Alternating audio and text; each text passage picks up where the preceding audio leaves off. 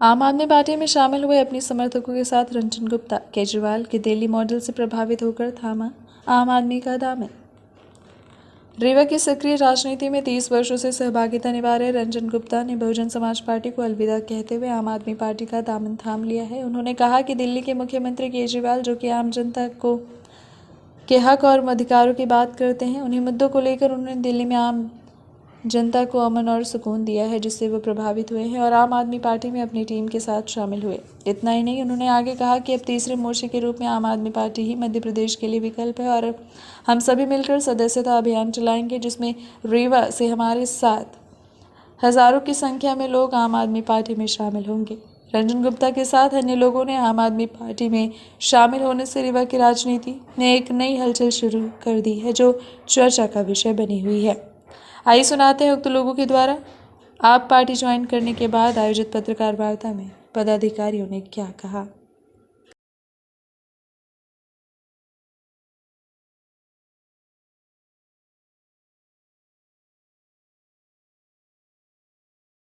हाँ, उन पर भी आरोप है, आप पर भी आरोप है। जी जी तो आप ये नहीं कह सकते कि हम बेदाग हैं। जी उसको लेके क्या है?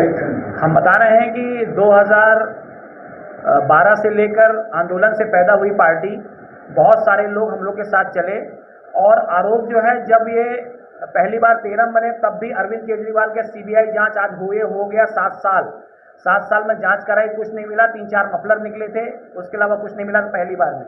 दूसरी बार मनीष सिसोदिया को पहले भी एक बार हो चुका है, आज से 5 साल पहले सीबीआई जांच हो चुकी है, वो भी हो चुका है, वो जांच हो चुकी है, उसके बाद भी वो कुछ नहीं निकले। हमारे जो है मैंने 47 विधायकों के ऊपर गलत आरोप लगे, जिसमें से अभी जो है 43 लोग बाइज्जत बरी हो चुके हैं, 3 लोग ऐसे बचे जिनको नहीं है। ऐसे बहुत सारे आरोप लगे आम आदमी पार्टी के सभी लोगों के ऊपर, और ऐसे आरोप जानबूझ के लगते हैं, लेकिन कोई सिद्ध नहीं कर पाएगा। क्यों? क्योंकि पार्टी जो है 3 सी के ऊपर चलती है। अगर आपके अंदर हमारे जो प्रत्याशी होते हैं, पहले इलेक्शन 2013 में हम लोगों ने सब सीटों में लड़ाया था, अंतिम में 4 लोगों की शिकायत हुई। एक दिन पहले, इलेक्शन के एक दिन पहले हम लोग सीट खाली कर दिए। यहाँ पर 3 सीट चलती है।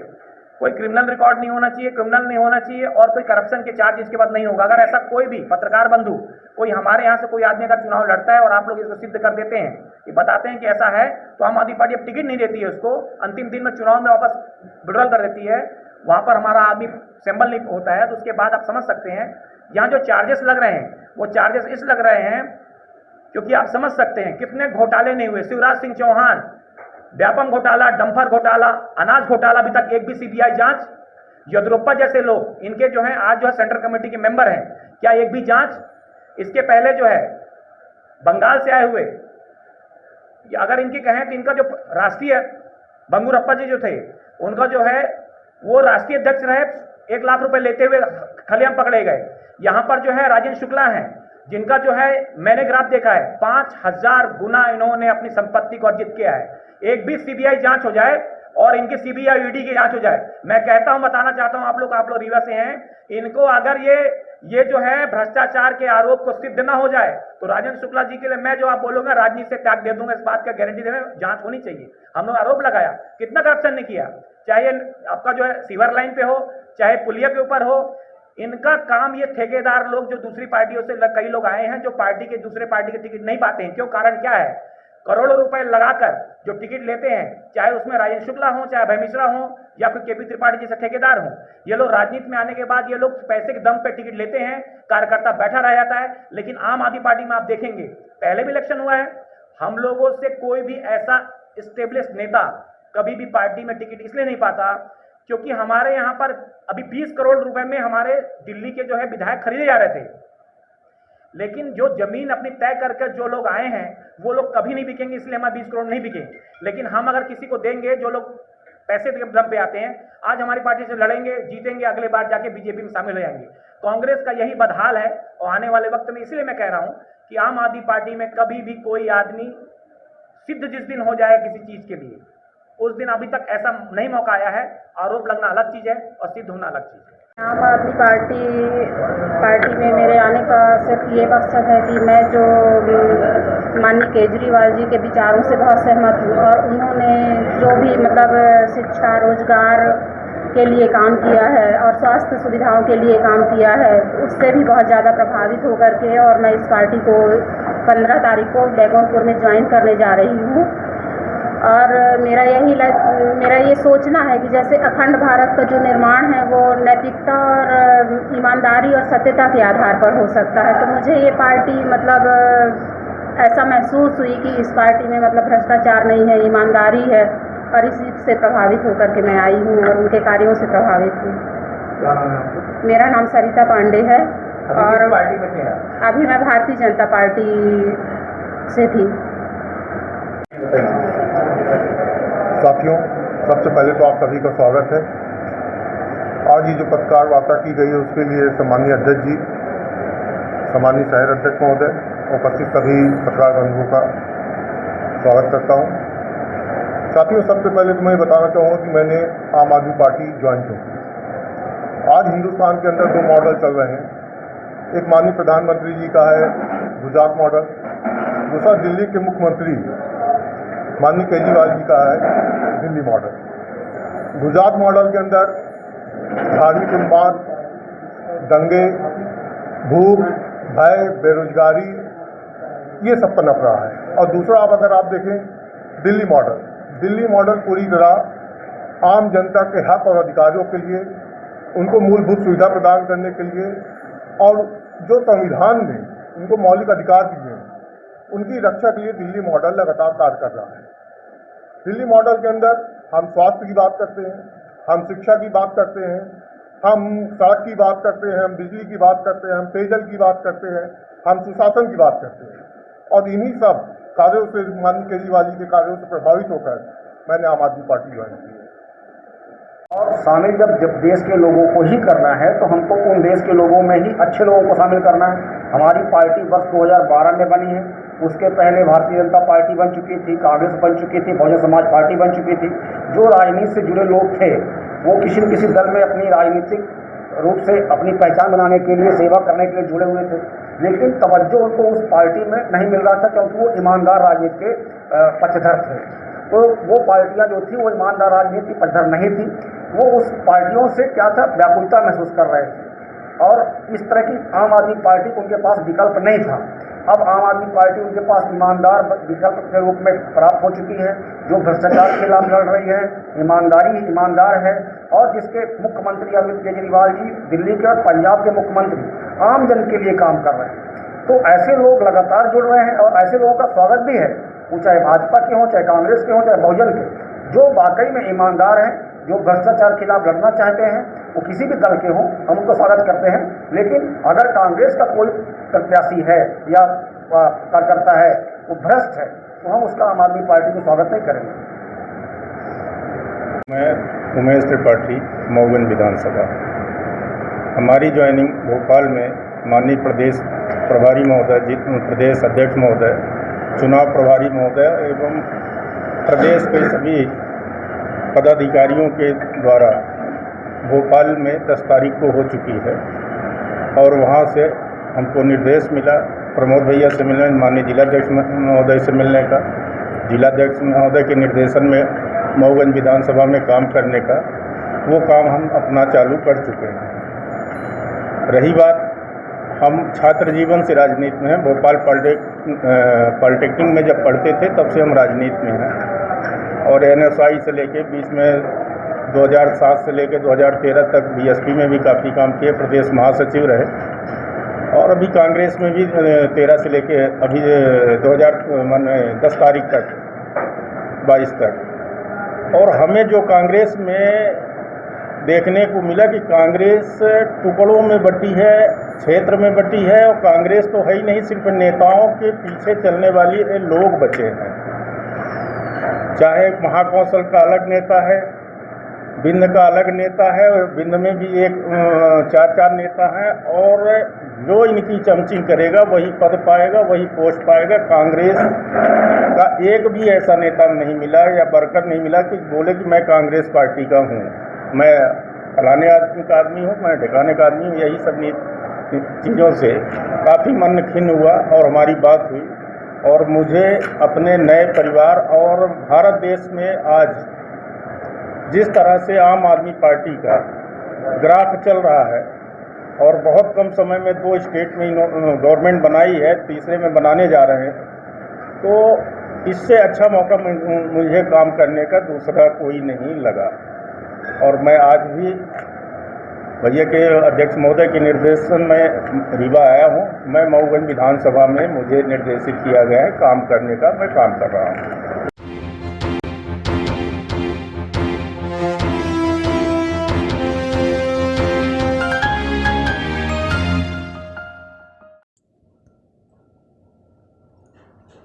शासकीय कन्या महाविद्यालय में महिला प्रकोष्ठ द्वारा छात्रों के लिए कॉलेज सभागार में स्वास्थ्य शिविर लगाया गया। स्वास्थ्य शिविर में चिकित्सक का शॉल श्रीफल देकर कन्याओं ने स्वागत किया। साथ ही छात्राओं सहित प्राचार्य डॉक्टर अनीता सिंह, महाविद्यालय परिवार के छात्राओं एवं समस्त अधिकारियों कर्मचारियों का डॉक्टर की टीम द्वारा निःशुल्क स्वास्थ्य परीक्षण कराया गया। कार्यक्रम की संयोजक महिला प्रकोष्ठ प्रभारी डॉक्टर सुधा सोनी ने जानकारी दी कि उच्च शिक्षा गुणवत्ता दंत चिकित्सक डॉक्टर विनय श्राफ छात्राओं को दवाइयाँ दी गई, उनकी जांच की गई, छात्राओं का हेमोग्लोबिन टेस्ट कराया गया एवं ब्लड शुगर टेस्ट किया गया। डॉक्टर शैलजा सोनी द्वारा आयरन की गोलियां वितरित की गई। अधिकतर छात्राओं में हेमोग्लोबिन की कमी पाई गई। छात्राओं ने चक्कर आने, कमजोरी लगने एवं आंखों के सामने अंधेरा छाने जैसी शिकायत की व उनका परीक्षण किया गया। प्राध्यापक द्वारा भी अपना स्वास्थ्य परीक्षण कराया गया। कर्मचारियों ने भी अपना स्वास्थ्य परीक्षण कराया। उन्नयन कार्यक्रम के तहत स्वास्थ्य परीक्षण विभिन्न विशेषज्ञ डॉक्टर शैलजा सोनी, स्त्री एवं प्रसूति रोग विशेषज्ञ डॉक्टर संतोष सोनी, हड्डी एवं जोड़ रोग विशेषज्ञ डॉक्टर विनीता, दंत चिकित्सक यशस्वी शुक्ला द्वारा परीक्षण किया जाएगा। वह ज़्यादा से ज़्यादा छात्राओं को लाभ मिले इसलिए छात्राओं ने रजिस्ट्रेशन करा लिया। स्वास्थ्य का परीक्षण डॉक्टर शैलजा सोनी, डॉक्टर संतोष सोनी व अन्य डॉक्टरों ने किया। आज मैं डॉक्टर संतोष सोनी हूँ, विघ्नहर्ता हॉस्पिटल एंड ट्रॉमा सेंटर से। शासकीय कन्या महाविद्यालय में महिला प्रकोष्ठ द्वारा जो कैंप आयोजित किया गया, इसमें मेनली जो कन्याएं थी उनको देखा गया। छात्राओं की जो हड्डी से संबंधित दिक्कत थी उनको जांचा गया। उनको कैसे हड्डियां मजबूत करनी है, कैसे गठिया को रोका जाए, कैसे कमर दर्द या घुटने दर्द हो रहा है उसको कैसे ठीक किया जाए, तथा जो महिलाएँ जो बच्चियाँ तैयारी कर रही हैं NDA की या जो SP की या जो भी तैयारी कर रही है जिसमें दौड़ना कंपलसरी, तो उससे पेन हो रहा है उसको कैसे बचा जाए, कौन कौन सी कसरत की जाए, ये सब की जानकारी उनको दी गई। जी हाँ, शासकीय कन्या महाविद्यालय में स्वास्थ्य शिविर का आयोजन महिला प्रकोष्ठ के द्वारा किया गया था।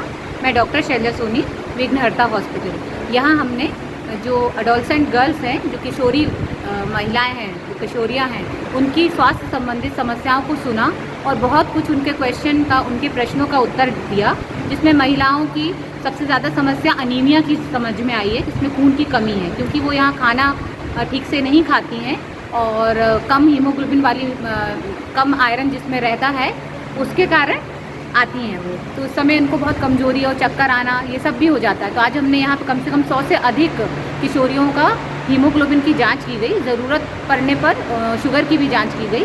किसी एक लड़की को तो चक्कर भी आ गया जिसको भर्ती भी कराना पड़ा, उसका हीमोग्लोबिन बहुत ही कम था। तो ज़्यादातर अनीमिया की प्रॉब्लम सबसे पहली आई है, फिर मासिक अनियमितता की प्रॉब्लम आई है और मेंस्ट्रुअल हाइजीन को कैसे मेंटेन किया जाए, ये 3-4 चीज़ों पे हमने बहुत अच्छे से किशोरियों को समझाया और उनके प्रश्नों का उत्तर दिया और उचित उनका परामर्श दिया और जांचें कराई। आमतौर पर छात्राएं बिना नाश्ता किए घर कॉलेज आती हैं, इस पर जी उनके बैलेंस डाइट क्या होती है, खाने में क्या चीज़ें होती हैं जिसमें आयरन अधिक होता है, प्रोटीन अधिक होता है, कैसे क्या खाना चाहिए, इस सब का उनको विवरण दिया गया और ताकि वो अपना और अपने परिवार और साथ साथ समाज सबके लिए एक अच्छा साबित हो सके।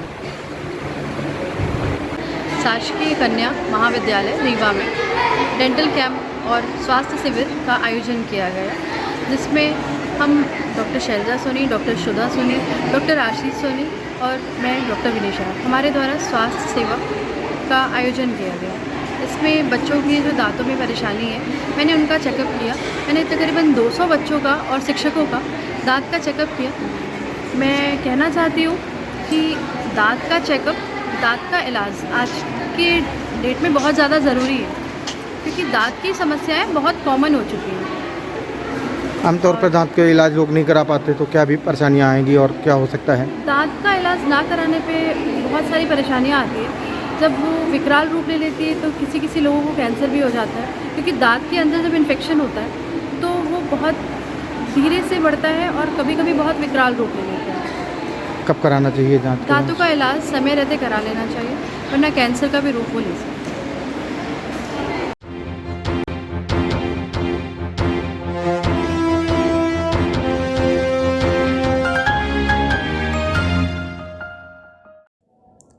मुख्यमंत्री जन कल्याणकारी योजना प्रचार प्रसार का सीधी में हुआ गठन। मुख्यमंत्री जन कल्याणकारी योजना प्रचार प्रसार मध्य प्रदेश अभियान के प्रदेश अध्यक्ष तथा प्रदेश उपाध्यक्ष एवं रीवा संभाग प्रभारी अनिल प्रताप सिंह की अनुशंसा पर सीधी जिले की कार्यकारिणी की घोषणा की गई।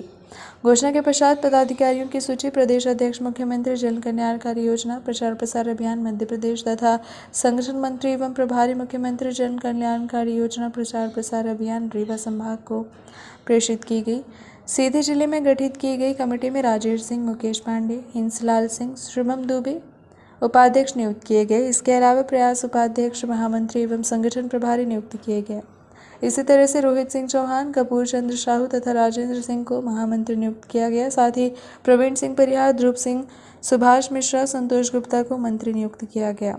उनके अलावा कोषाध्यक्ष सुजीत सिंह बघेल को बनाया गया। वहीं किशन जायसवाल को कार्यालय प्रभारी तैनात किया गया तथा स्वर्ण गुप्ता को वीडियो प्रभारी, सीधी में विनोद गुप्ता को सह मीडिया प्रभारी बनाया गया। इसी तरह से महिला मोर्चा अध्यक्ष मीरा गौतम को नियुक्त किया गया और सभी पदाधिकारियों के उज्ज्वल भविष्य की कामना करते हुए मंत्री जन कल्याणकारी योजना मध्य प्रदेश के उपाध्यक्ष एवं रीवा संभाग प्रभारी अनिल प्रताप सिंह नवगठित कार्यकारिणी को बधाई देते हुए उनके उज्ज्वल भविष्य की कामना की गई।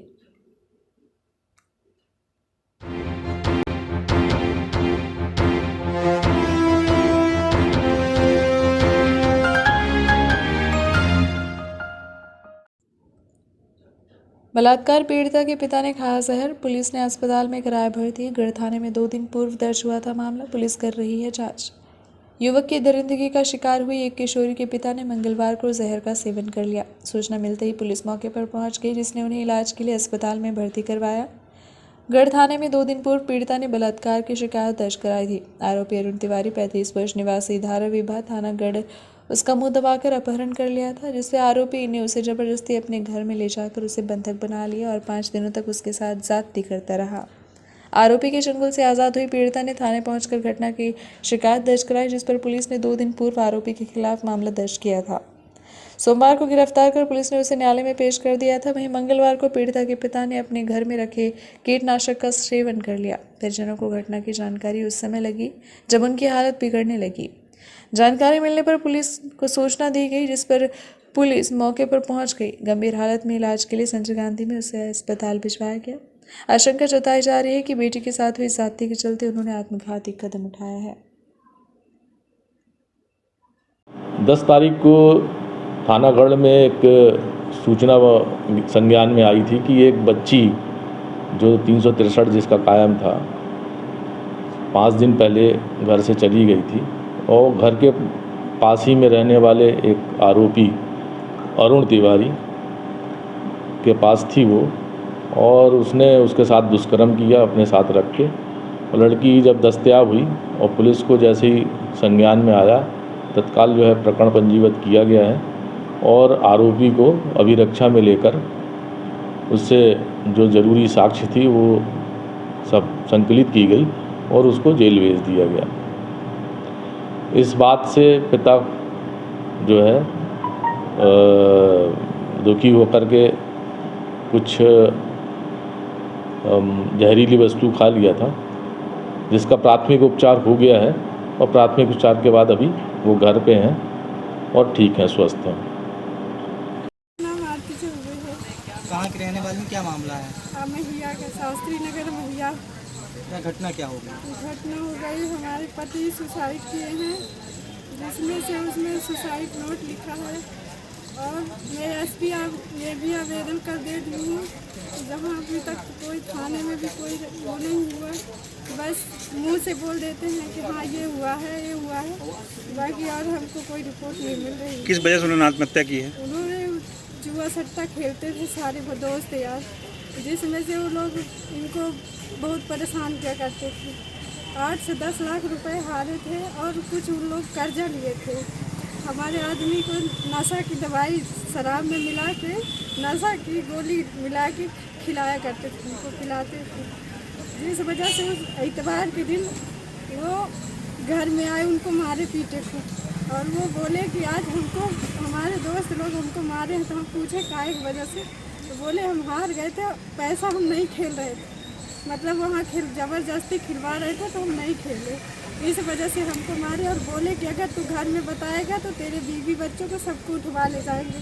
हम लोग का यही काम है, हम लोग यही काम जनमत नाम के होटल में ये सब जुआ खिलवाते हैं और वही ये सब करवाते हैं। सुसाइड नोट में किनका नाम लिखे गए थे? सुसाइड नोट में उसमें लिखा है, कुछ लोगों का याद है, कुछ लोग उसमें बहुत सारे लोग हैं। इसकी शिकायत पुलिस से की तो क्या बोली पुलिस को? पुलिस बोल रहे हो कि जांच होगी, लेकिन अभी 2-3 महीने हो गए। 28 जून की घटना है, शाम 7:30 बजे, जिससे वजह से हम लोग घर में नहीं थे। और मेरा 10 साल का बेटा है और एक 12 साल की बेटी है। मेरे ससुर भी ख़त्म हो गए, मेरी सास भी मेरे जैसे हो गई। अब क्या चाहती हैं? मैं ये चाहती हूँ कि उनको सज़ा हो, प्लस जो चीज़ मेरा लिए है वो हमको वापस कर दें। एसपी साहब से भी और शिकायत? दोबारा कोई, हम सबसे यही निवेदन करते हैं कि इस दलदल में कभी कोई न घुसे जिससे किसी का घर बर्बाद हो जाए। एसपी साहब से भी शिकायत की हैं क्या आप? बात शिकायत किए थे पर उन्होंने कोई जवाब नहीं दिया, बोले हो गया हम कार्रवाई करेंगे बस। अब मेरे कमाने खाने का कोई जरिया नहीं है जिससे मैं आत्महत्या करने पर मजबूर हो जाऊँ। और मैं कर भी सकती हूँ क्योंकि कोई अनपढ़ को कोई काम नहीं देता है और मेरे कमाने के लिए कोई जरिया नहीं है। मैं क्या खाऊँ, क्या खिलाऊँ बच्चों को?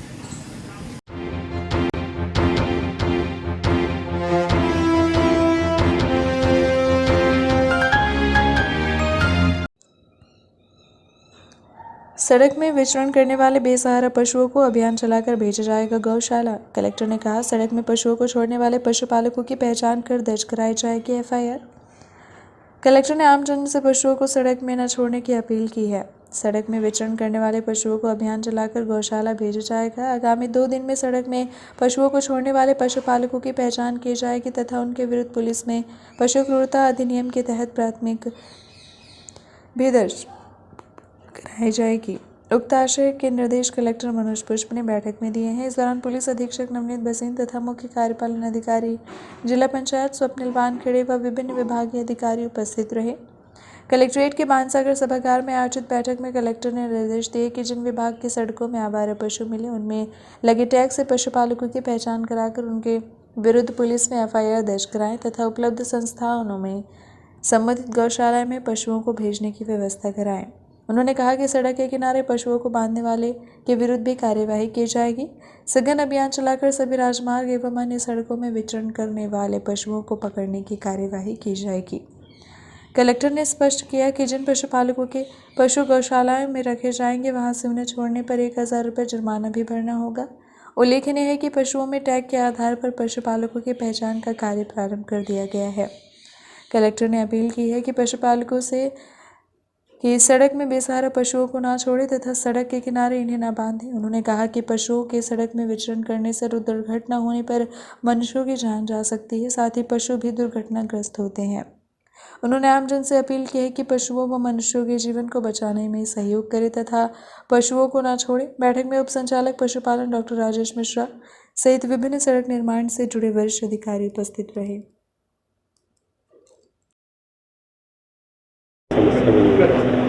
क्या व्यवस्था बनाई गई? हम लोगों ने आज इसकी एक विशेष बैठक की है और ये निर्देश दिए हैं वेटनरी के डिपार्टमेंट के लोगों ने को भी और जो रोड के लोग हैं उनको भी, डिफरेंट डिपार्टमेंट्स को भी, एसपी साहब थे, कि ऐसे पशुओं की पहचान की जाए और अगर वो टैग्ड हैं तो पशुपालकों की भी पहचान की जाए जिनके द्वारा ये पशु छोड़े गए हैं और उनको गौशाला पहुंचाने की व्यवस्था भी बनाई जा रही है। एक विशेष अभियान परसों से इसका शुरू हो रहा है, लेकिन उसके पहले ये सुनिश्चित किया जा रहा है कि यदि पशुपालकों ने इसे छोड़ा हुआ है और जो भी जिम्मेदार हैं उनके खिलाफ़ पशु अत्याचार अधिनियम के अंतर्गत कार्रवाई भी की जाए और लोगों को शामिल करते हुए एक ऐसा वातावरण बनाया जाए जिससे कि लोग पशुओं को न छोड़े इस तरीके से, और जो पशु आवारा तरीके से सड़कों पर विराजमान है, जिनके की घायल होने की संभावना है या जिनके कारण जो वाहन चला रहे हैं लोग उनके घायल होने की संभावना है, उसको फिर गौशाला में पहुंचाया जाए। और यदि कोई फिर गौशाला आ करके और अपना वाहन क्लेम करता है तो 1000 रुपये फ़ाइन के बिना उसको न छोड़ा जाए। कितनी ऐसी गायें हुई, कुछ चिन्हित हुई है सर आवारा जो हुई? नहीं, अभी तो बताया गया है, तो आवारा पशु तो आपको दिख ही रहे हैं कितने हैं। सर गौशालाएँ क्या आपकी इन सब आवारा पशु को वहाँ रखा जा सके, पूरी व्यवस्था हुई? व्यवस्था उसकी सीओ जिला पंचायत को और सीओ जनपद पंचायत को निर्देशित किया गया है और गौशालाओं को चिन्हित किया गया है, वहाँ व्यवस्थाएं बनाई जाएगी और वहाँ इनको रखा जाएगा। सर कितनी गौशालाएं हैं आपके पास? 37 गौशालाएँ।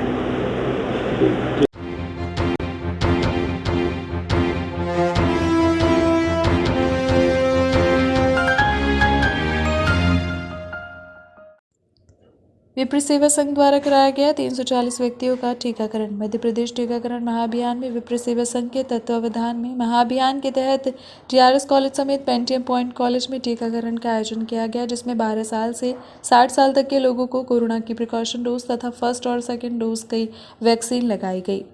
टीकाकरण में टीआरएस कॉलेज के 159 व्यक्तियों का टीकाकरण किया गया, वहीं पेंटियम पॉइंट कॉलेज में 181 लोगों का टीकाकरण किया गया। इस तरह से विप्र सेवा संघ के आयोजन में 340 सदस्यों ने टीकाकरण किया। विप्र सेवा संघ के राष्ट्रीय अध्यक्ष ने जन जागरूकता अभियान चलाकर वृहद टीकाकरण कार्यक्रम करवाए। वहीं उसके मुख्य रूप से राष्ट्रीय अध्यक्ष राजीव शुक्ला, डॉक्टर वसंत कुमार अग्निहोत्री, टीकाकरण अधिकारी नरेंद्र मिश्रा, सीएमएचओ डॉक्टर आरती तिवारी, पुष्पा शर्मा, साधना शुक्ला, प्रोफेसर महेश शुक्ला, प्रोफेसर संजय मिश्रा, श्रवण त्रिपाठी, विनय त्रिपाठी, उमाकांत तिवारी, सौरभ मिश्रा, श्याम मिश्रा आदि पदाधिकारीगण शामिल रहे। इनके अलावा टीआरएस कॉलेज के प्रिंसिपल डॉक्टर के शर्मा समेत Pentium point college director BN Tripathi ने बेहतर सहयोग किया।